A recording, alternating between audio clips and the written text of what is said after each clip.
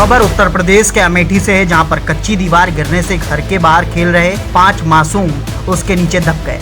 आनन फानन मिट्टी हटाकर 5 को बाहर निकाला गया तो 5 बच्चों में से 2 ही बच्चे जिंदा मिले, जबकि 3 बच्चों की मौके पर दर्दनाक मौत हो गई।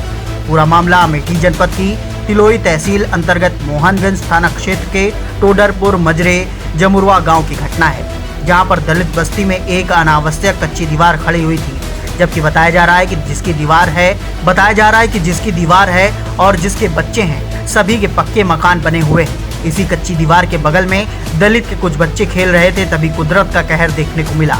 थोड़ी देर पहले हुई बारिश के बाद अचानक कच्ची दीवार भरभरा कर गिर गई, जिसमें खेल रहे 5 बच्चे दब गए। चारों तरफ चीख पुकार मच गई तो आनन फानन में ग्रामीणों ने तत्काल मिट्टी हटाकर बच्चों को बाहर निकाला। एक एक कर बच्चे निकाले गए, जहां पर मौके से सिर्फ 2 ही बच्चे जिंदा मिले, जबकि 3 बच्चों की दीवार गिरने से मौत हो गई। वहीं दोनों जीवित बच्चे घायल अवस्था में अस्पताल ले जाए गए। आनन फानन में ग्रामीणों ने तत्काल सभी बच्चों को सामुदायिक स्वास्थ्य केंद्र पहुंचाया, जहां डॉक्टरों ने 3 को मृत और 2 को इलाज के लिए भर्ती कर लिया है। लेकिन तभी एक घायल की स्थिति गंभीर देखते हुए डॉक्टरों ने तत्काल जिला अस्पताल के लिए रेफर कर दिया, जबकि वहीं दूसरे बच्चे का इलाज तिलोई में ही चल रहा है। सूचना पर आनन फानन में जिलाधिकारी अरुण कुमार, पुलिस अधीक्षक दिनेश सिंह व मुख्य चिकित्सा अधिकारी डॉक्टर आशुतोष दुबे, संपूर्ण प्रशासनिक अमला सामुदायिक स्वास्थ्य केंद्र तिलोई पहुंचा और घायलों को समुचित इलाज देने के साथ साथ मृतक हुए बच्चों को परिजनों के ढांढस बताते हुए हर संभव मदद करने को कहा। बताया जा रहा है कि मृतक हुए 3 बच्चों में से 2 बच्चे एक ही परिवार के थे, जबकि तीसरा बच्चा दूसरे परिवार का था। एक गांव में इतनी बड़ी घटना होने के बाद गांव के लोग सकते में हैं और पूरे गांव में मातम पसरा हुआ है। बताया भी जा रहा है कि सभी बच्चों की उम्र 5 से 10 वर्ष के बीच की है।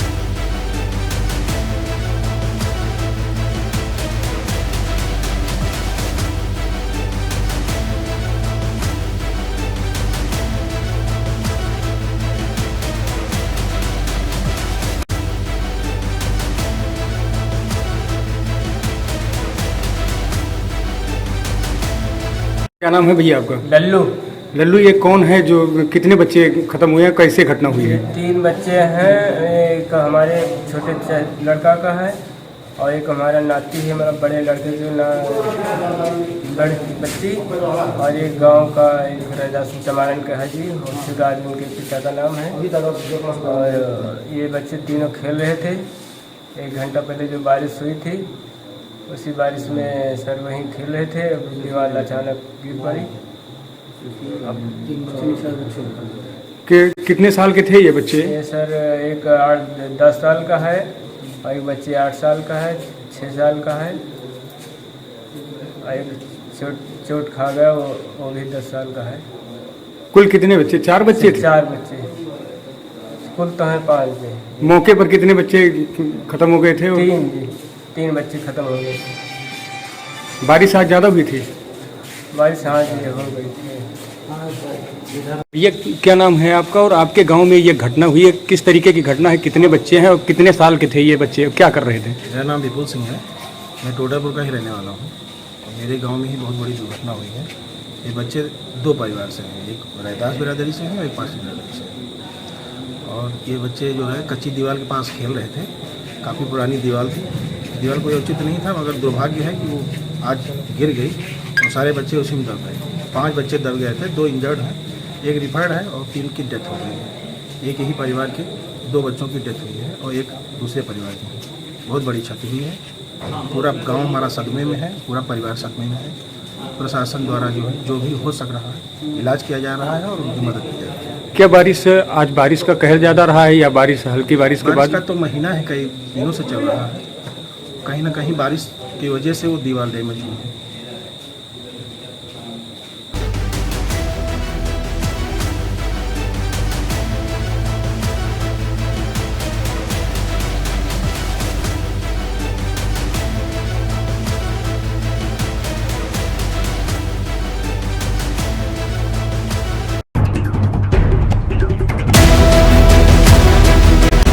कानपुर देहात उत्तर प्रदेश में अब चुनावी सरगर्मी तेज हो चुकी है। इस मामले में सत्ता पक्ष एवं विपक्ष के दावेदार अपनी जोर आजमाइश में जुट गए हैं। साथ ही साथ गांव-गांव प्रचार सामग्री टांग कर अपना प्रचार शुरू कर दिए हैं उत्साह इतना अधिक बढ़ गया है कि नियम कायदे कानून भूलकर बिजली के खंभे में प्रचार सामग्री टांग कर दावेदार अपनी मनमानी कर रहे हैं। इसी क्रम में सिकंदरा विधानसभा क्षेत्र के बहुजन समाज पार्टी के घोषित किए गए दावेदार लालजी शुक्ला द्वारा सिकंदरा विधानसभा क्षेत्र के कई गांवों में बिजली के खंभों में अपनी प्रचार संबंधी भारी मात्रा में होर्डिंगें लगाकर प्रचार किया जा रहा है, जहां इस मामले में बिजली लाइन में फॉल्ट आ जाने से लाइनमैन उन खंभों में चढ़ने के मामले में काफी परेशान होते दिख रहे हैं। वही बिना अनुमति लिए बिजली के खंभे को प्रचार का सबसे महत्वपूर्ण स्तंभ माना जा रहा है। इस मामले में बिजली विभाग के छोटे से लेकर आला अधिकारी तक भी कोई ध्यान नहीं दे रहे हैं और न ही ऐसी प्रचार सामग्री लगाने वाले दावेदारों पर संबंधित अधिनियमों में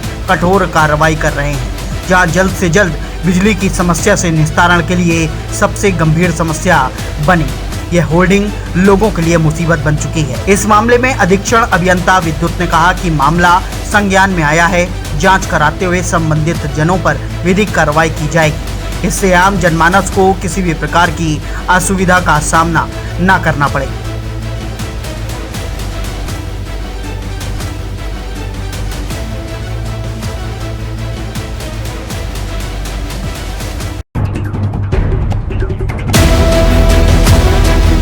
कुशीनगर के तुर्कपट्टी थाने के गांव भलुई में अवैध संबंध के शक में पत्नी और 2 मासूम बेटों की युवक ने गला काटकर सोते समय हत्या कर दी। सोमवार की रात घटना को अंजाम देने के बाद वह घर से 5 किलोमीटर पैदल चलकर थाने पहुंचा और जुर्म कबूल किया। ये देखकर कुछ देर के लिए थाने में मौजूद पुलिसकर्मी भी असहज हो गए। तो वही पुलिस को बताया कि पत्नी ने मुझे इंजेक्शन देकर नपुंसक बना दिया, छोटा बेटा मेरी संतान नहीं है। इस घटना से पूरे क्षेत्र में सनसनी। तो वहीं 34 वर्षीय राजेश गुप्ता सिलाई का कार्य करता है। उसकी शादी 8 वर्ष पूर्व 30 वर्षीय निक्की से हुई थी। उसके 2 पुत्र 7 वर्षीय शिवम व 3 वर्षीय आयुष थे। वह रात को घर पर चिकन ले गया और खुद बनाया। सभी खाकर सो गए तो लगभग 12 बजे घटना को अंजाम दिया। पुलिस घर में घुसी तो पत्नी कमरे में जमीन पर व बच्चे बिस्तर पर खून से लथपथ पड़े थे। तीनों का धारदार हथियार से गला काटकर हत्या कर दी गई। तो वहीं राजेश 3 भाई बताए जा रहे हैं। वह उनसे अलग रहता था। बड़ा भाई रमेश दुबई में रहता है, लेकिन इस समय घर आया हुआ है। छोटा भाई जितेंद्र परिवार के साथ चंडीगढ़ में रहता है। तो वहीं माता पिता दोनों ही मौत हो चुकी है। मृतका के सौजन का आरोप है कि वह पत्नी को मारता पीटता रहता था। एसओ आनंद गुप्ता ने बताया कि आरोपित ने हत्या करने की बात स्वीकार की है। दूसरी ओर घटना को लेकर गाँव में तरह तरह की चर्चाएं भी हो रही है। पुलिस ने हत्या में प्रयुक्त धारदार हथियार को बरामद कर लिया है और विधिक कार्रवाई में जुटी हुई है।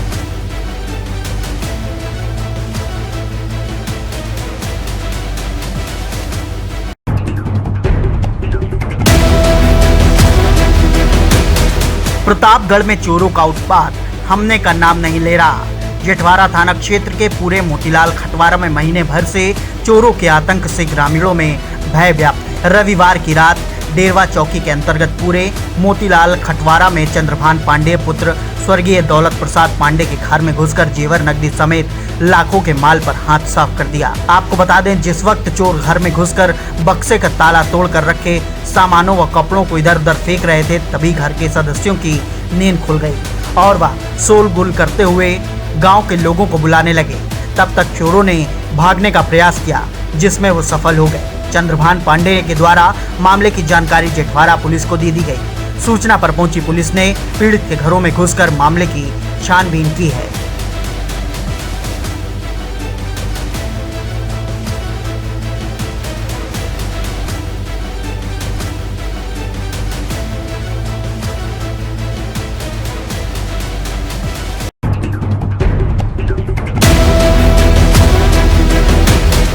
आज फरीदाबाद के नवनियुक्त पुलिस कमिश्नर विकास अरोड़ा पत्रकारों से रूबरू हुए। उन्होंने बातचीत करते हुए अपनी प्राथमिकताएं बताई। नवनियुक्त पुलिस कमिश्नर विकास अरोड़ा ने कहा कि फरीदाबाद जिले की प्राथमिकताएं हर तरह के क्राइम पर अंकुश लगाने की रहेंगी और महिला विरुद्ध अपराधों पर खास तवज्जो दिया जाएगा और छेड़छाड़ करने वालों को तुरंत प्रभाव से सलाखों के पीछे भेजा जाएगा।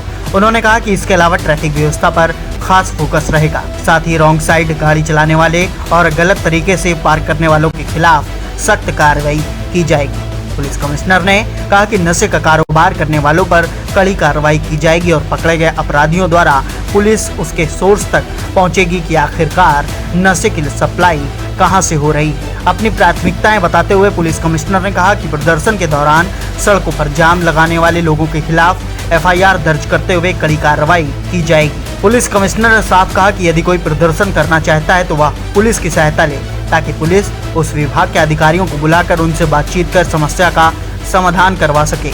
वहीं शहर में छेड़खानी करने वाले और मंचलों को भी बख्शा नहीं जाएगा, उन पर भी कार्रवाई की जाएगी।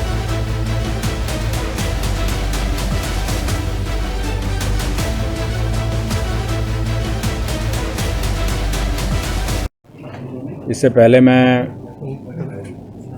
कुछ ज़िलों में SP रहा हूँ। SP सिरसा, हिसार, भिवानी, यमुनानगर, करनाल, झज्जर, रेवाड़ी और DCP गुड़गांव भी रहा हूँ और थोड़े टाइम के लिए यहाँ पे पहले जॉइंट CP फरीदाबाद भी रहा हूँ। तो उसके बाद मैं भारत सरकार में डेपुटेशन पे गया था और उसके बाद वहाँ पे SSB में रहा गोरखपुर में और फिर IG BPRND भी 1 साल में आने से पहले रहा। उसके बाद मैं IG रेवाड़ी रेंज रहा अभी और उसके बाद अब मेरी पोस्टिंग यहाँ पे CP फरीदाबाद हुई है।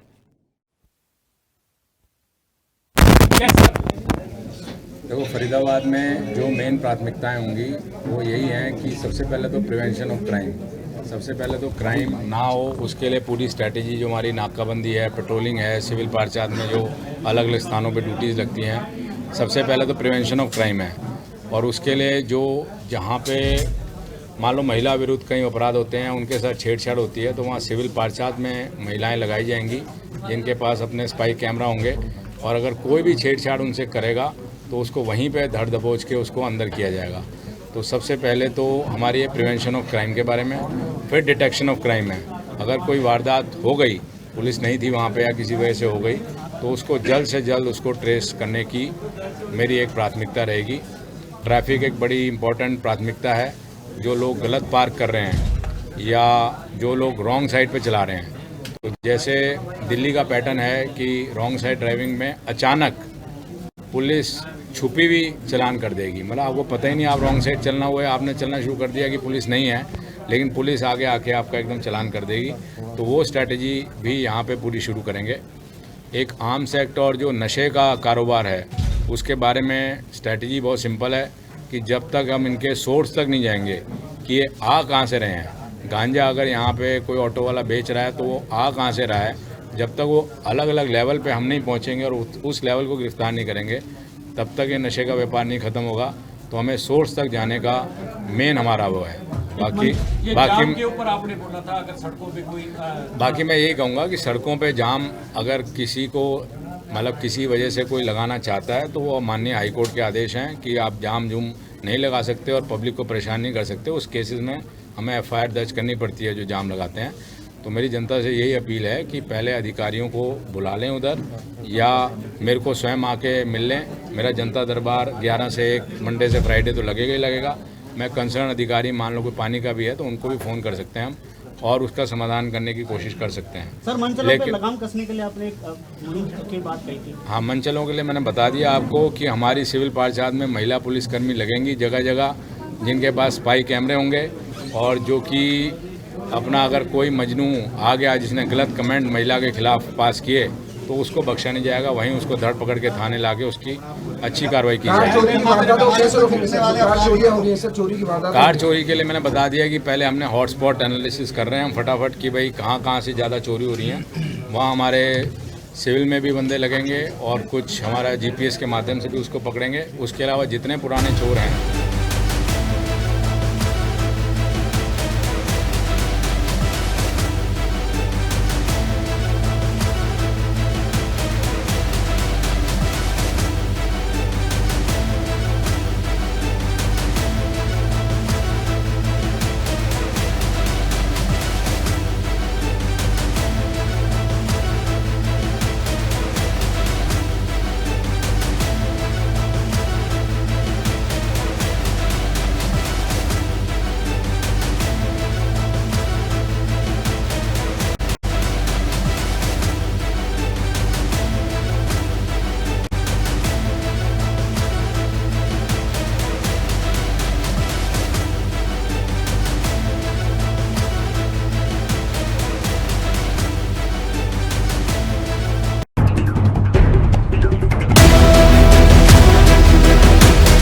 फरीदाबाद के बीजेपी विधायक राजेश नागर अपने समर्थकों के साथ दिल्ली एयरपोर्ट पहुंचे और शूटिंग में सिल्वर और ब्रांज मेडल जीतने वाले पैरालंपिक खिलाड़ी सिंगराज अखाना का स्वागत किया। इस मौके पर भारी संख्या में लोगों ने नाच गाकर खुशी मनाई और खिलाड़ियों का स्वागत किया। आपको दिखा रहे ये तस्वीरें एयरपोर्ट की हैं, जहां पर लोगों में अपने खिलाड़ियों को लेकर खुशी और जुनून भी है। शूटर सिंह राजा थाना को लेकर फरीदाबाद के बीजेपी विधायक राजेश नागर एयरपोर्ट पर पहुंचे और सिंह राजा थाना का स्वागत किया। इस अवसर पर सिंगराज अखान ने देशवासियों के सपोर्ट और प्यार के लिए धन्यवाद दिया, जिसकी बदौलत उन्होंने जीत हासिल की। उन्होंने बताया कि बीती मई में उन्हें कोरोना हो गया था, तब उन्होंने अपने भविष्य को लेकर बिल्कुल आस छोड़ दी थी, लेकिन क्षेत्र में बीजेपी विधायक राजेश नागर ने उन्हें बेड दिलवाया और उच्च स्तर की चिकित्सा का प्रबंध किया। यही नहीं, जब तक वह ठीक नहीं हो गए वह बराबर उन पर निगाह बनाए रखे, जिसकी बदौलत आज वह इस मुकाम पर पहुंचे। तो वहीं एयरपोर्ट पर स्वागत करने पहुंचे बीजेपी के विधायक राजेश नागर ने कहा कि सिंह राज ने जहां फरीदाबाद का नाम रोशन किया है, वहीं प्रदेश और देश का भी नाम रोशन किया है। आज वह उनके स्वागत के लिए एयरपोर्ट आए हैं और उन्होंने बताया कि अब विजेता खिलाड़ी अशोका होटल में रुकेंगे। कल केंद्रीय मंत्री अनुराग ठाकुर उन्हें डिनर देंगे। वहीं परसों प्रधानमंत्री इन खिलाड़ियों से मुलाकात भी करेंगे।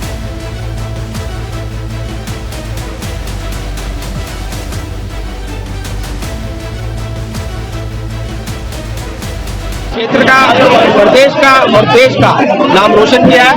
इस भाई को मैं बहुत बहुत बधाई देता हूं और एक हमारे जिले के लिए और हमारे देश के लिए, प्रदेश के लिए बहुत गर्व की बात है। तमाम बहुत गर्व की बात है और हमारे खेल मंत्री, प्रदेश के खेल मंत्री खुद यहाँ पर इनको रिसीव करने आए और अभी थोड़ी देर पहले यहाँ से गए। अब ये सारे लोग हमारे अशोका होटल में जाएंगे। कल इनका हमारे अनुराग ठाकुर जी के साथ डिनर है, परसों माननीय प्रधानमंत्री जी के साथ इनका। हरियाणा राशि कहीं ज्यादा है तो हरियाणा प्रदेश में है। राशि के साथ साथ हम रियायती दरों में प्लॉट भी दे रहे हैं, रहने के लिए सरकारी नौकरी भी दे रहे हैं और बहुत सारी सुविधाएं हम अपने इन खिलाड़ियों को दे रहे हैं।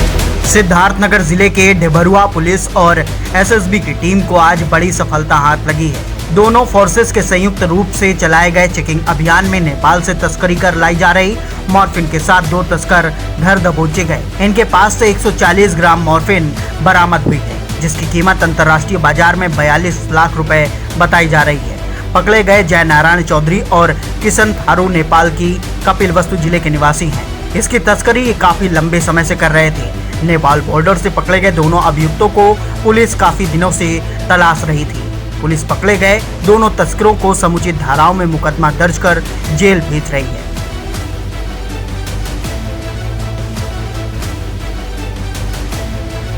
आज ये एसएसबी के साथ सिद्धार्थनगर पुलिस के संयुक्त ऑपरेशन में 2 अपराधी गिरफ्तार हुए हैं, जिसमें से एक जय नारायण है, एक अपराधी, और एक किशन है। ये 2 अपराधी हैं, ये नेपाल बॉर्डर पर गिरफ्तार हुए हैं। इनके पास से 140 ग्राम अवैध मॉर्फिन बरामद हुई है, जिसकी अंतर्राष्ट्रीय बाजार में कीमत लगभग 42 लाख है। ये पहले भी कई बार जो है इनके नाम संज्ञान में आए थे, लेकिन पुलिस की पकड़ से बच रहे थे। तो पहली बार इनको गिरफ्तार किया गया है और इनको गंभीर धाराओं में गिरफ्तार करके जेल भेजा।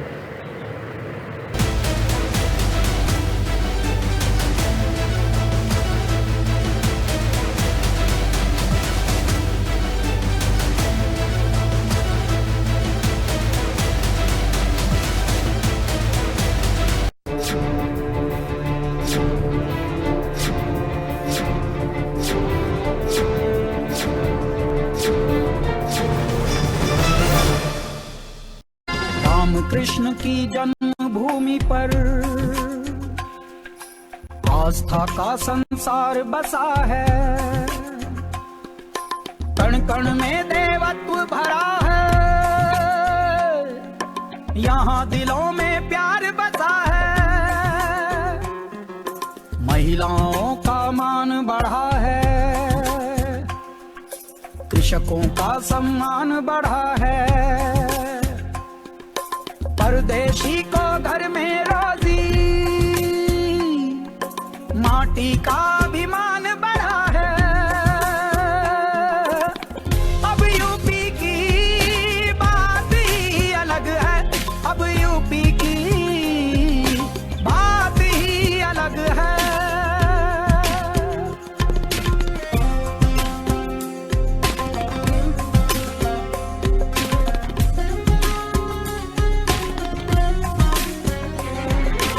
उद्योगों के पहिए घूमे, उद्योगों के पहिए घूमे, रोजगार की राह खुली है, बिना घूस सरकारी भर्ती चर्चा गूंजे गली गली है।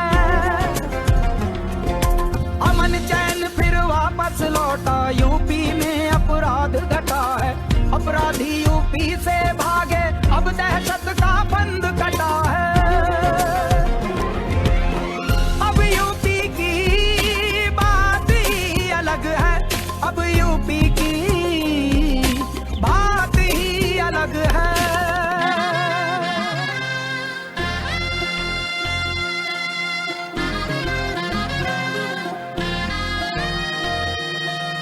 मोदी जी हैं मार्ग दिखाते, योगी जी संकल्प निभा, दोनों जननायक कर्म योग से यूपी की तकदीर बनाते।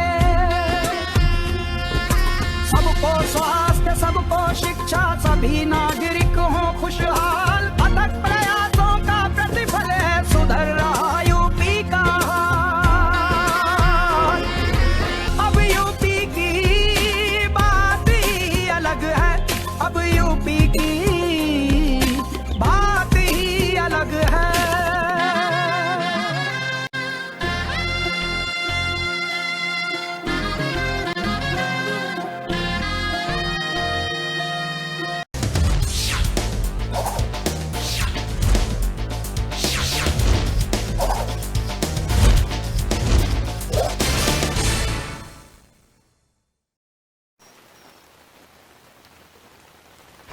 बचाओ! बचाओ! क्या हो गया इसको? बचाओ! बचाओ! चिल्ला क्यों रहा है? बचाओ! बचाओ! बेवकूफ। बचाओ! कोई जानता है इसको? है कौन? बचाओ! कौन हूँ मैं? मैं एक मामूली इंसान जो खुद को और सबको कोरोना से बचाने के लिए इस मौसम में मास्क पहन के सबसे 6 फीट की दूरी रख के आधे घंटे से राशन के लिए खड़ा हूँ, और उसके ठीक सामने ये बेवकूफ अपना मास्क उठा के खुलेआम सबको थूक के बीमारी देने की कोशिश कर रहा है। ये सॉरी, वो आदत पड़। मास्क पहन। कोरोना थूकने से फैलता है, थूकी चंद।